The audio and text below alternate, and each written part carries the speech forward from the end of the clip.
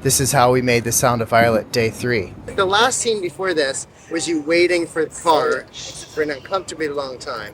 So now we'll start off on the bench because you're waiting for your client to show up, okay? So then the car will pull in and then you'll see him. And they say, you don't have to wait for me. I thought maybe in the wide we see what's happening, but then we push in on him and we see him doing the colors. And then we go to the wide and then she comes back from the car. You okay?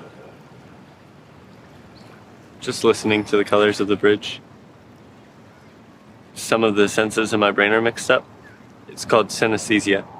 Whenever I look closely at colors, I hear sounds. What's that sound like? Clang! Not what I thought.